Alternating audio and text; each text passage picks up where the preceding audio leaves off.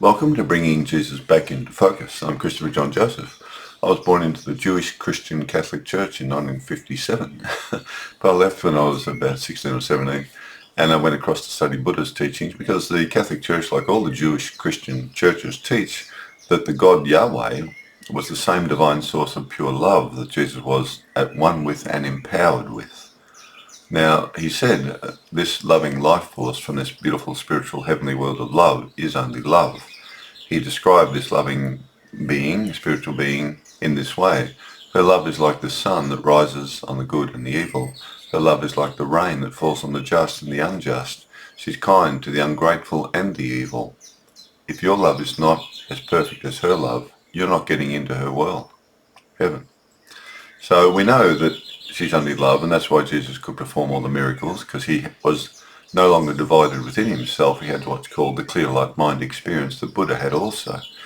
They both woke up to who they really were. They have another identity. We all do. We have two bodies, Jesus said, one spiritual and eternal, and will leave at death. The other one just goes back to the earth and rots. And he said it's the spiritual one you've got to have that's clean. The body of dirt is dirt. It's always going to be dirty because it's dirt.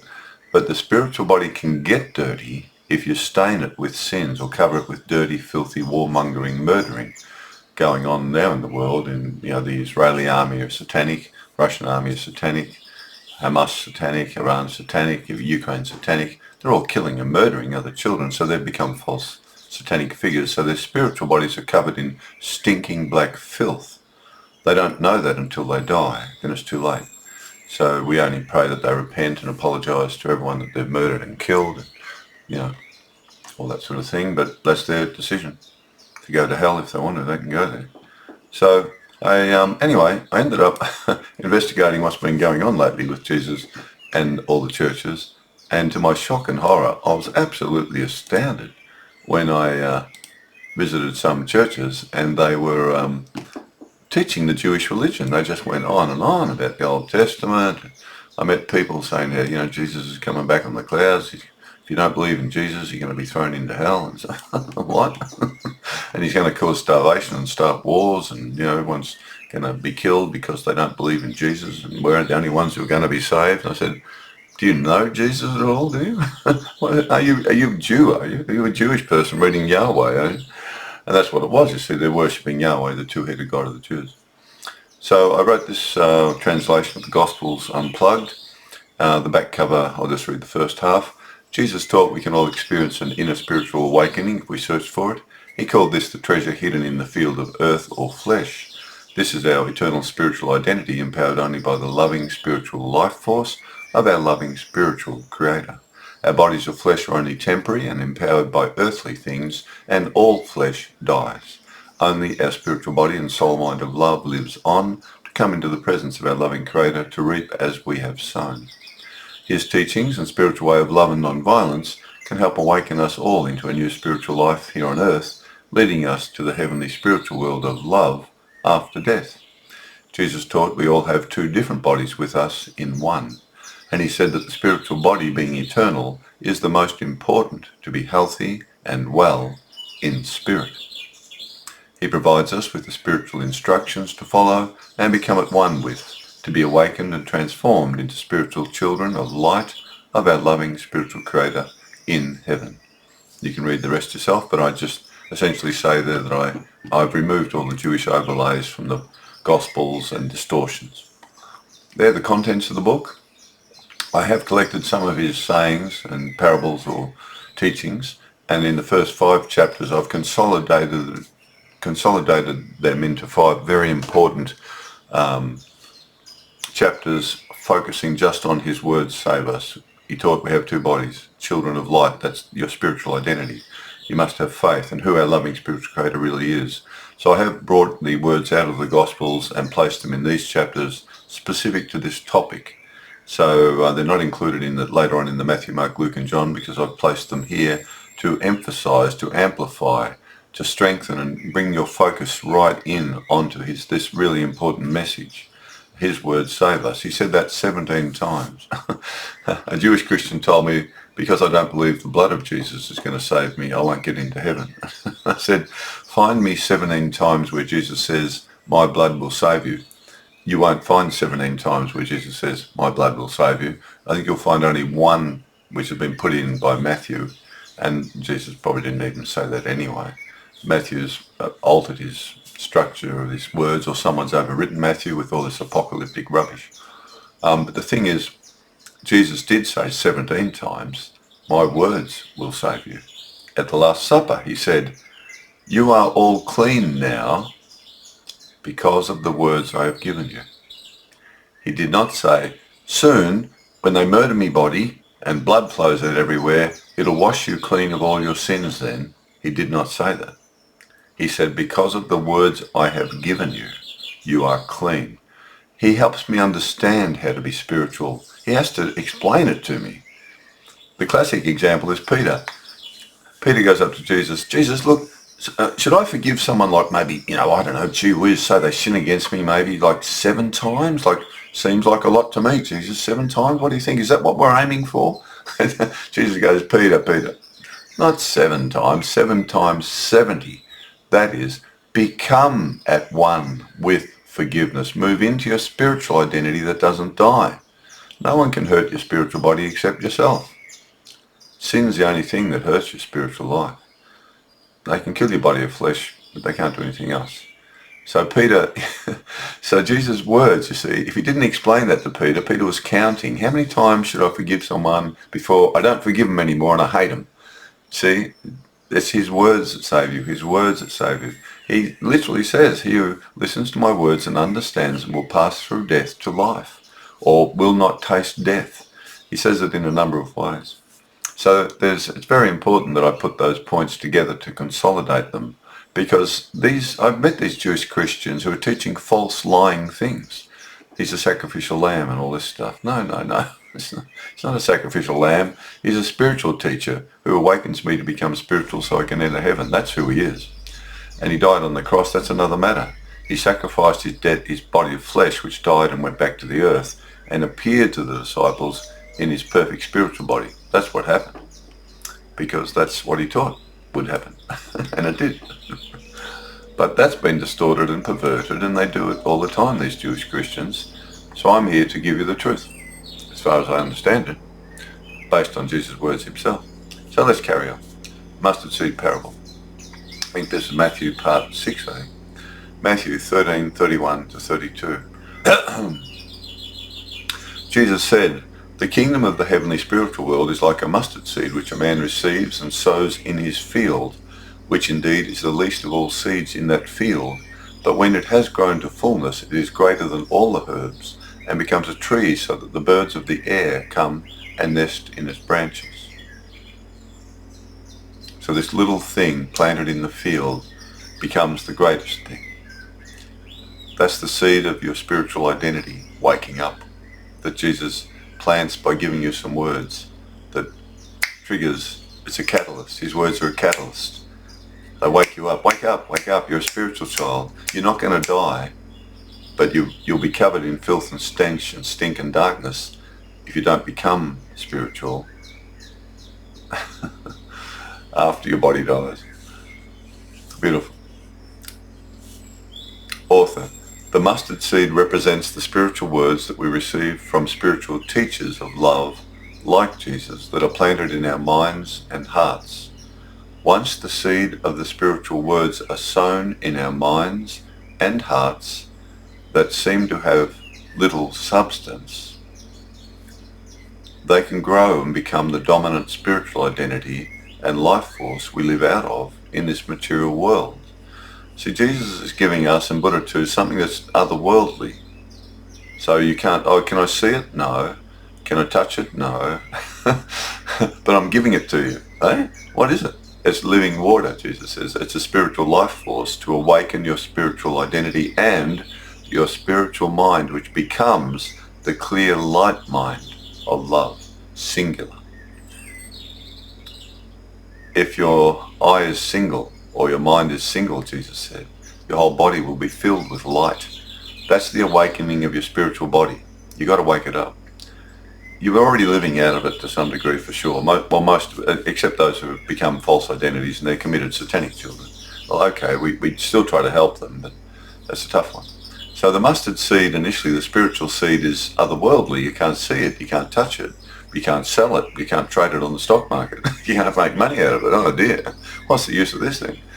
Our connection to the heavenly spiritual world is within us, in the form of our spiritual body and soul mind of love.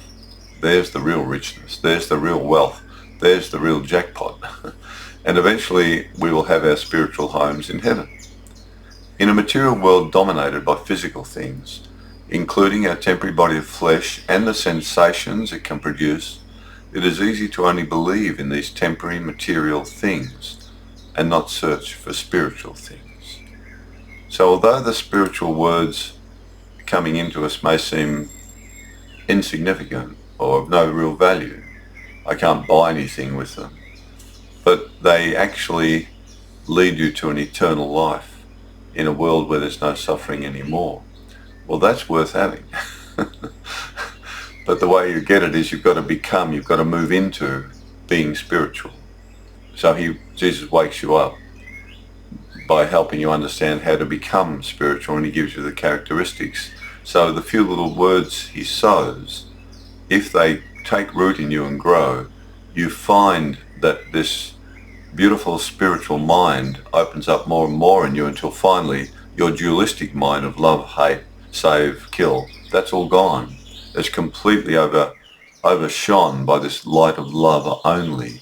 Then your spiritual body comes alive, that becomes your primary body, and then your physical body of flesh is merely the temporary physical body you have to express heavenly love through the material body into the material world. Spirit can only be seen through your good actions, good words, good deeds.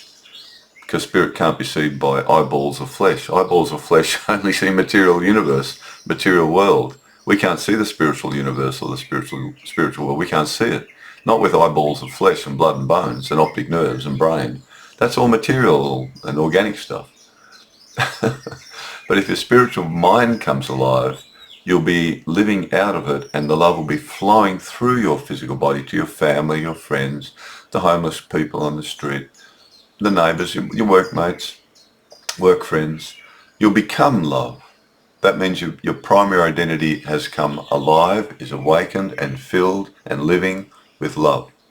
And it can only be empowered by one thing, your spiritual body and soul mind of love, the loving spiritual life force from the spiritual creative life force of heaven and the loving creator of the heavenly spiritual world. It's not empowered by beans and pumpkins or potatoes. That's what we feed our horse, or our physical body. And we're a spiritual being riding on a physical horse. That's how I sort of like to look at it. Yeah. Leaven in bread, Matthew 13:33. Jesus said, "The kingdom of the heavenly spiritual world is like leaven, which a woman took and hid in 3 measures of flour until it was all leavened." Author: bread made from flour does not rise and remains flat without leaven or yeast being mixed in with it. The yeast multiplies with moisture and warmth and produces pockets of air that make the dough rise and become soft. Likewise, the words of Jesus awaken our true spiritual body and soul mind of love that is within our body of flesh, which is like flat earth.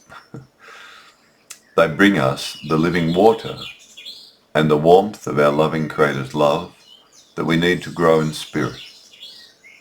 His words transform us, and we rise up into our spiritual life of love and non-violence, which we need to become at one with to enter the heavenly spiritual world of love after our body of flesh dies, disintegrates, and returns to the dirt from which it is formed.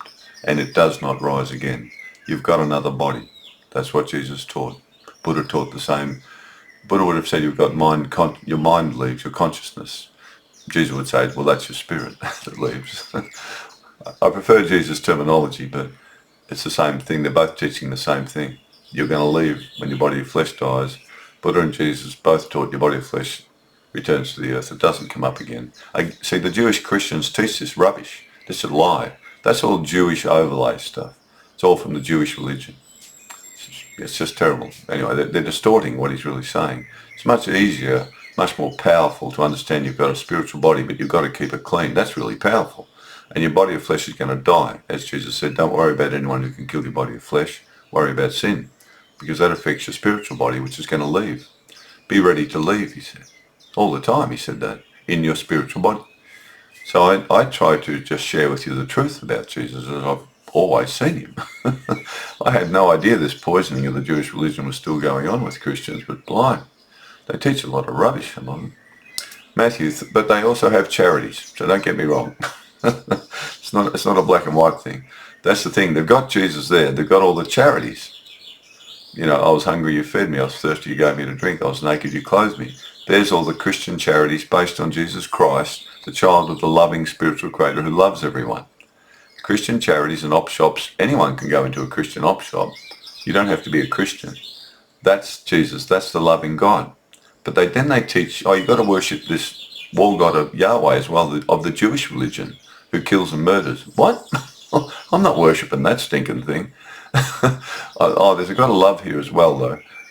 Yahweh loves sometimes. I'm happy with that. That's okay, but that can't be the same Yahweh. So it's so confusing. They just don't mix the new wine in with the old wine, he said. But they've done it. Well, I don't do that. This is just the new wine. That's all you're going to get from me. Sorry, if you want the old wine, go to a synagogue or one of these Jewish Christian churches who love drinking the old wine. Hidden treasure in the field. I like this one. Matthew 13:44. Jesus said, the kingdom of the heavenly spiritual world is like a treasure hidden in a field, which a man found and hid. And in joy over finding it, he goes and sells all his material possessions and buys that field. So we've got the mustard seed planted in a field of the flesh. That's where it's really planted. Here we've got a treasure hidden in the field of the flesh. You see, he's talking about the same thing. Your spiritual body is inside you. Your spiritual mind is inside you, most importantly. It has some sort of form. It's like water in a vase. The water's not the vase is not the water, but the water is contained in the vase, the physical vase of earth. Once the earth shatters, the water evaporates, it's gone. That's what he's saying, you see. There's a treasure hidden inside you. It's your spiritual identity. Wake up, find it, look for it. Thomas 1:09, the kingdom of heaven is like a person who had a treasure hidden in a field, but did not know it. At death, the owner left the field to his child. The child did not know about the treasure either, but took over the field and sold it. The new owner went ploughing and discovered the treasure and began to lend the treasure at interest to whomever he pleased. Author, Jesus is saying within the combinations of these two versions that the spiritual treasure of our life is buried within the field of our body of flesh, but we must plough or dig beneath our earthly identity of flesh to uncover it. Many do not know about it, so cannot tell their children how to find it either. Jesus again directs us to not let material things dominate our life, and it is more important to gain this spiritual treasure and eternal life than holding on to material things that all perish. Once we do find our spiritual life, we can share or lend the loving spiritual life force that sustains us with everyone we meet.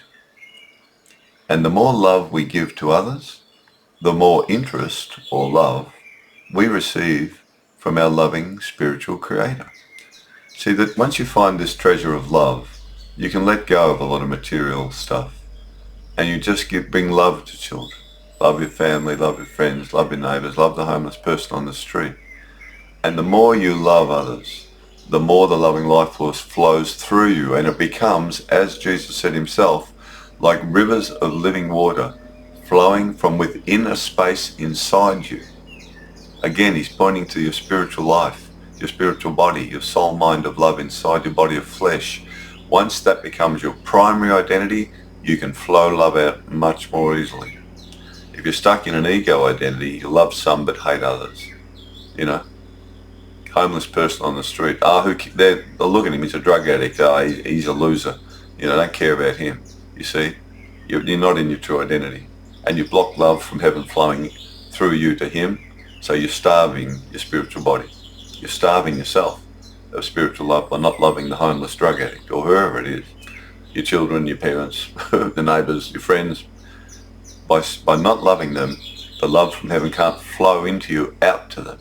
So you're blocking it actually from flowing into you by not loving the other. We're like a conduit. Jesus said, I felt power go out of me. To the woman who had the hemorrhage, I felt some loving life force flow out of me to someone. Who was it? Someone trusted me. Someone had faith in me. So the life force is a living, flowing energy, or I don't like using the word energy, but it's fair enough. It sustains our spiritual bodies, so it's a form of energy. So there you go. So it's really important that we understand he's saying it's inside you. It's inside you. Look for it. It's a treasure. One pearl, Matthew 13, 45, 46. Again, one pearl, one treasure, the mustard seed. Jesus said the kingdom of the heavenly spiritual world is like a merchant who had a supply of merchandise seeking beautiful pearls. The merchant was wise, for when he found one great pearl of great value, he went and sold all that he had and bought it and made it his own. It's a treasure in the field. It's the mustard seed in the field. It's the one great thing you need. After you die, you need a living spiritual body that's full of love, because that's the only way you're going to get into the heavenly spiritual world, which really exists, but it's a different dimension. Author, Jesus again repeats the same message: to be wise and find the one true spiritual eternal life within us all of great value. But we must seek it to find it and not be attached to all our material belongings.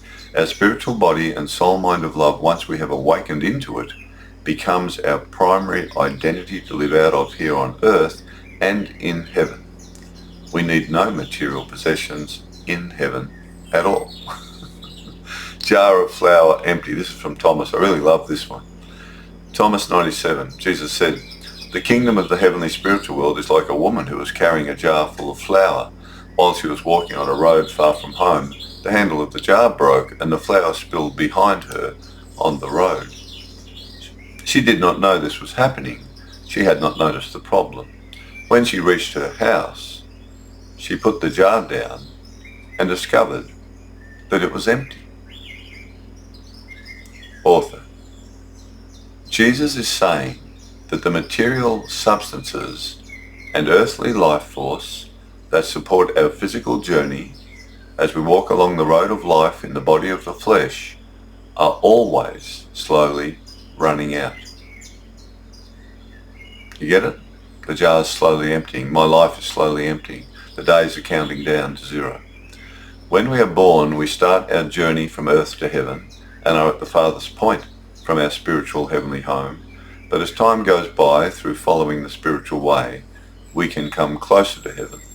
Of course, we come closer internally by waking up. It's not measured in miles or anything like that, or kilometers. And just like the woman, it's a matter of how awoken you are to your spirit.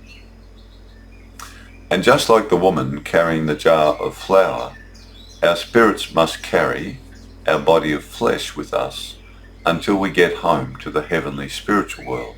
Obviously, we don't enter the spiritual world with a dead body of flesh. So we're sort of carrying it with us. We're two in one. I liken the idea of we're spiritual riders on an earthly horse. We are at one at purpose if we are at love. So one day our body of flesh will run out of its material energy and lay down upon the earth, empty of all life, like the woman's jar was empty of flour when she finally reached her heavenly home. See, when she reached her house, she put the jar down. Jesus is saying, when a body died, her heavenly home was finally coming into view because her spirit leaves. When your physical body has no life in it anymore, you leave it. And then hopefully you go home, into your true home or your true house. She reached the house of heaven, hopefully, something like that. It's a beautiful dialogue, this. I really love it. So just like the woman's jar was empty of flour when she finally reached her heavenly home, our physical bodies are empty of life completely if we reach our heavenly home. We don't need it. The woman in this teaching of Jesus only discovered Then if we have used our temporary physical life and its material energy to become spiritually alive with the loving spiritual life force and are ready, we will enter the spiritual heavenly world in a spiritual body, fully alive, and leave behind our body of flesh now empty of life. So as long as we've lived out of the spirit of love, then when the jar is empty, when all the energy of my physical body stops, finished, my spiritual body leaves, is it filled with the energy from heaven, the loving life force from heaven? If it is, I've got life, eternal. If it's not, I'm in trouble. The woman in this teaching of Jesus only discovered she now had another spiritual body to live out of when she left her dead body of flesh at the time of its death. That's what's happening. She lays the jar down. You lay your body down and rise in spirit. As Jesus said, I have authority to lay my body of flesh down and authority to take my body of spirit up again. That's what he said. They're the correct words. And this is what he's saying here. The empty jar is laid down, and then she realizes she's looking at the empty body of flesh because she's now in her spiritual body. So, which is now just food for the vultures. So the body of flesh, he said, just feed it to the vultures when it's dead. There's nothing left in it. As Jesus said in his teaching about two bodies in one woman's body, grinding at the millstone. One dies and is food for the vultures, and one is taken to be near to our loving spiritual creator in the heavenly spiritual world of love. Remember, spirit goes back to the source of spirit, the heavenly spiritual being and consciousness of the spiritual universe. Flesh and blood and bones and dirt, minerals and water goes back to the earth world of dirt. If we are well and our life is rich, I know which one I would prefer. If we are well and our life is rich in daily activities, we often do not think about dying or how we are getting closer to our death experience every single day. But we should, as it helps us to really value and make the most of what time we have to love others. Thinking about death is a Buddhist meditation. Monks will deliberately think about dying, going through the process of dying, leaving their body behind. And they do this not in any morbid or negative way or whatever, or anything like that. This is a complete positive strength. I'm getting ready to leave. And I'm thinking about it, how I'm going to leave. And my mind must be clear and clean, because Buddha said you've got to clean your mind out of the negative, adventitious things that are poisoning the inside of you. Jesus says clean the inside of the cup out. That's where the problem is. That's where the dirt is in your mind. Clean it out. They taught the exact same thing like that. Exactly the same. And the Buddhists will meditate on death quite deliberately. And I also did it. I meditate on my death only because I've got a deadly fungal infection in my body, which the doctors here in Melbourne refused to help me with. So that's okay. I pray for them. They didn't seem to have any sort of love. They sort of ran out of it. I was going to send them to the local store, but the local store said, we don't sell love. It comes from heaven. I said, that's why they haven't got me. They're not connected. So the thing is, I meditate. I have to meditate on dying, 'cause I nearly die every day now. So I have to think about it. I don't meditate so much. I'm in a lot of pain. So I just think about going through this poisoning agony of toxic fungal poisoning inside the body and the poisoning of the brain. It's like meningitis. And it's extremely agonizing. And I've experienced the agony for quite a long time, fighting it naturally. But so I'm constantly dying. I'm literally constantly dying, moving into the death experience of the body being overwhelmed by poison. I'm constantly being poisoned to death every day of my life now. I've been abandoned, refused help, persecuted. People have been blocked from helping me. It's almost like Satan doesn't want me speaking about Jesus and God being only love. I wonder why. Yahweh, Yahweh, Yahweh one. So it's really quite interesting, death, when you are actually just nearly dying. There isn't anything else to think about, I assure you. You're really nearly dying and you know it's happening. And so far I've been able to stay a bit longer by the grace of heaven to do this work. And I've really enjoyed doing it. And it's kept me alive for the last nearly 2 or 3 years now. This concentrating on this and on his words while I treat myself with natural things. So it's very much about, we don't normally think about death, but we should. We should think about dying. We're going to leave our body behind. Well, what's valuable? You're not going to take anything with you that's material. So your children are valuable, your parents are valuable, your friends are valuable, your neighbours are valuable. Love is valuable. You become love. It's all about love. I think John Lennon said that in the Beatles, didn't they say something about all you need is love? Sword through wall. A little bit more complicated, this one, but another nice one. Thomas 98. Well, not that complicated. This is my interpretation of it, but other people have different ones because it's a little bit cryptic. Thomas 98. Jesus said to them, the heavenly spiritual world is like someone who wanted to put a powerful one to death. He drew his sword at home and thrust it into the wall to find out if his hand would go through. Then he killed the powerful one. By itself, it sounds a bit cryptic, but this is my interpretation of it based on my understanding of one of the possibilities that Jesus could have been meaning. Author. A spiritual child may find themselves surrounded and imprisoned by a wall of sinful behaviour, which has powerful control over their life. From within our spirits, we must draw the spiritual sword of light and truth, wielded by the hand of love, and thrust it into the wall of false sin to break through it and kill the powerful temptation that took control of us. Now, at the same time, you're smashing to pieces the false identity that you moved into, which now covers your spiritual soul and body. That's what you're killing, the false ego identity. It's like you've caked yourself in clay of dark, stinking dog manure filth, and you're committing evil, sin, and you're controlled by it now.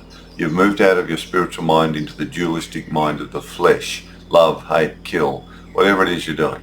Whatever you're doing that's evil, it's all figments of your brain, imagination, ego. It has no spiritual existence whatsoever. How do you kill that? How do you kill it? This powerful ego force. How does Vladimir Putin kill his satanic identity now? How does Netanyahu? How does the whole Israeli army kill their satanic identities, or the Russian army, or Hamas, or Iran, or Ukraine? How are they going to kill their satanic identities? The idea is their spiritual body inside them has to come alive from within. See, he drew his sword at home. Our real home is spiritually heaven. Our real body is spiritual. Our real eternal body is the spiritual body that goes to heaven and leaves the dead flesh behind. They're all living out of the flesh, but they've created a false identity out of the imaginations, figment of their own ego imaginations. That's what Jesus is saying has to be killed. They've got to smash to pieces the false identity. In my gospel book, I translate the translation of Jesus where he says, the wicked tenant's parable. He says, you rejected the cornerstone, that's me. I'm the new cornerstone of the new understanding of the loving way to heaven and the loving creator, and heaven's only love and you have to become at one with love. I'm the new cornerstone. Now the correct translation in my gospel is, and he who comes against this stone, their false identity will be broken to pieces. And whomever this stone rests upon, they will be winnowed of their sins, and their true spiritual identity will be revealed. Now that is my translation based on the Greek interlinear and my own understanding of Jesus. And that's the only correct translation I know of in the world. You won't find it in any other gospel. Simply because I know him. I've always known you, haven't I? Yes, you have, Chris. That wasn't Jesus, that was just me. Net cast in the sea. This is another interesting one. Jesus said, this is Thomas 8. Now this is the original. This is a can of worms, this one. You got to remember some of the Gospels have been tampered with. Matthew's really is one of the worst. But you can see where it's being tampered with. And if you know Jesus, you'll be able to see it. If you don't know him, you won't see it. And you'll believe the brainwashing and the lies. Thomas 8. Jesus said, a person is like a wise fisherman who cast a net into the sea and drew it up from the sea full of little fish. Among them, the wise fisherman discovered a good great fish.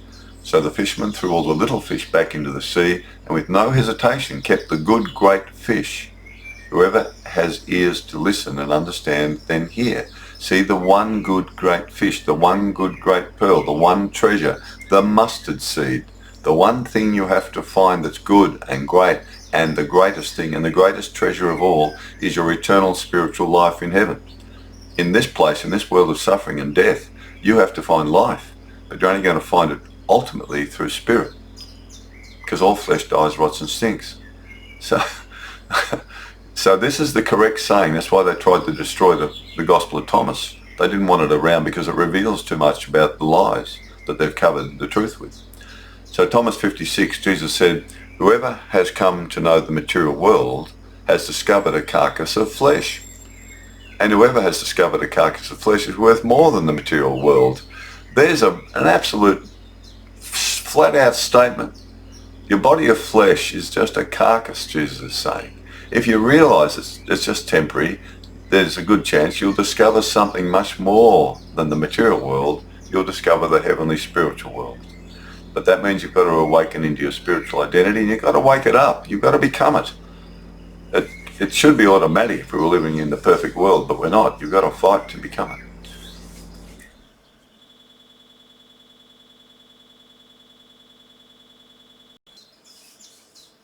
Author. Right, we had a bit of a black. The screen went off there. I think I had an electric overload. So, yeah, so I imagine that will be on the video once I put it up. Okay, well that was quite short, otherwise I have to do it all again.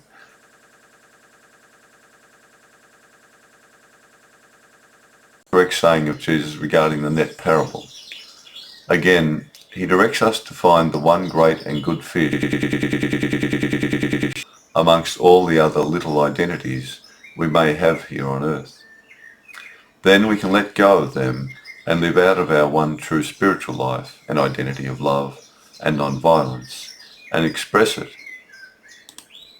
through our unique earthly identity of the temporary flesh. By doing this, we help to consolidate our spiritual identity and bring it alive, getting ourselves ready to leave in our spiritual body at death and enter the heavenly spiritual world. This is what Jesus meant when talking about realizing our body of flesh is eventually just a carcass, which ignites the search for our spiritual body and soul mind of love that lives on in heaven. The Matthew Gospel version has been deliberately manipulated and distorted to portray the fish as good and bad fish, who will face judgment at an apocalypse at the end of the age. This was done throughout the Gospels, especially Matthew, to lay a false trail that will lead Christians to the slanderous book of Revelation, portraying Jesus as a bringer of death, starvation, war and sickness, a complete assassination of who he and our loving spiritual creator really are. I personally advise all true followers of Jesus to rip out the book of Revelation and burn it. It is evil. So that's a really beautiful dialogue. The net cast into the sea. He's saying again, the one good great fish and the little fish, they're not destroyed or anything. They're just put back in the sea. It's like if I'm a great pop star or a great banker or a great politician or something, or I'm a great whatever, I'm a brilliant whatever, scientist or something. They're all just earthly identities. The idea is whatever your identity is, we all need one. I'm a gardener, you're a carpenter, you're a doctor. That's an identity, okay. It's a little identity. But we express the spiritual love through the identity. So a doctor can be, really caring and not rip you off like so many do here in Melbourne, Australia. Charge like charge the earth. Just they're doctors. They're supposed to be helping the sick. There's just massive bankers and lawyers are involved in that now, calling themselves doctors. But there are genuine doctors who don't overcharge you. They're more concerned about your well-being and your suffering. So they're expressing the love through their physical body. The one good thing they have is their spiritual life of love, and you express it through your identity. I was a gardener. Well, I always did an honest job, a good job. My mother used to say, whatever job you do it well. It doesn't matter what the job is. You must do it well. So you give 100% to being honest and good and do your job well. Do your work well. Express the love and truth of heaven through your physical identity. Even though your little identity, whatever it is, it's just a little identity compared to the one great identity you've got as a loving spiritual child of the loving spiritual creator in the heavenly world. So that's really what Jesus is going on about all the time. Get ready to die and live. Get ready to die and live in heaven. It's another world, another dimension, another body, spiritual. But you must have the spiritual loving life force. And when we do die, I guess this will be on the video, that little blackout that happened if you watch this far, that's death. I nearly die every day now, and that's what's going to happen to me. This whole world will just black out. But my spiritual body will leave, and I will reap as I will sow. I mean, I'm not saying I'm a saint or anything like that, but I understand I must try to be good. And so I try. And they see that. They see my mistakes, but they see me trying. And that's a beautiful thing, to at least try to be good. But that blackout on the screen that happened, which I imagine will be on the video, we had a shortage power. We had a power blackout, you see. That you might say the life force of the body shuts down, and your eyeballs don't work anymore. That's when this earth and this material world and everything in it rolls up. But you come into the presence of the spiritual universe and the spiritual world. You're in another dimension. That's what really happens, as far as I understand Jesus' teachings. Are you ready to be in that dimension? Because it's only love. And if you're not, and if you've been a mass murderer here like all the satanic children in the warmongering armies, you can't enter heaven. But it's too late. You've committed all the filthy murder. You now have to suffer. And that's what happens. That's my understanding of both Jesus and Buddha. Buddha might say you have to get born again and say, okay, the Hamas killed 1,200 Jews, well, they'll have to be reborn 1,200 times, die 1,200 times. Well, the Jews have murdered, the Jewish Zionist army have murdered about 80,000. So they'd all have to be reborn 80,000 times, die 80,000 times. That would be the Buddhist viewpoint before they even get a chance of getting close to heaven. You know. Either way, I think it's more direct. I think they'll undergo the burning, the actual experience of the child they've murdered. I think that's what's going to happen. That's why it is so horrific. That's why Jesus warns against it. He says, cut your hand off. If you're in the Jewish army killing and murdering with your hand, cut it off. Because once you're in hell, you're going to really regret you did that. Or Hamas, or Russia, not just the Jews. I'm not just singling them out. They're satanic, right? We know that. And Hamas was satanic, and Russia is satanic, and Ukraine is satanic, and Iran is satanic. They're all killing and murdering. That's worshipping death. War gods are death. That's who they worship, satanic war god. So they're Satan's children. That's quite a simple analogy. There's nothing about it to say, really. They're not spiritual. If you're spiritual, you can't do that. It's impossible. So, anyway, I ramble on a bit, don't I? I love talking about it. Okay, well, I'll leave it there. So that was net cast into the sea. As I say, Matthew really distorts it. It's the good are going to be saved, and the bad fish are going to be thrown out and destroyed. And then he goes into an apocalyptic ramble. So it will be at the end of the age when the Son of Man comes. It's all false. You won't find that in my Gospels. I don't put any of those poisonous lies in the Gospels of Jesus because I do not wish to slander him in any way. He's my greatest friend. He's saved my spiritual life. I've been in great difficulty with this fungal illness, really serious problems, poisoning the brain, poisons your personality, poisons your life, you're in agony, and yet they've brought me through it from heaven. And he, of course, I've held on to his words and him, and he's guided me through it into at least understanding the illness, even though it could still end my physical body any moment. He's helped me to understand it, and also to get ready to leave, even though I'm in a lot of pain. And it's difficult to think sometimes. I know I've got a spiritual body, and I know they're there, and I know they can see me, and I know it'll be okay once it's over. But it could be pretty difficult going into it. But then again, I may receive a healing, which I am praying for. But I pray in the sense of, well, I know you can do this from heaven with your loving life force. You can heal my body instantly. So I do a meditational healing practice that I practice based on Jesus' own words. I'm not very good at it because I'm not fully healed yet. But I'll keep trying. May as well try. Then if I do physically die, of course, any moment, any day, at least when I get there to review my life at the very least, hopefully, it'll be like, well, you didn't get it right, the healing of your body, your sickness, and go on to heal other children, which is what Jesus said to do. With the loving life force, heal other children. I can't even heal my own body, but they might say, but you gave it a good try. You got some points for trying. You just didn't quite understand how it works. Something like that. As always, love your way to heaven. There isn't any other way you're going to get in. So commit to it now with your family, with your friends, your neighbours, etc. Help those in need. Love, compassion, forgiveness, non-violence, equanimity. Reach out and help those who have fallen down.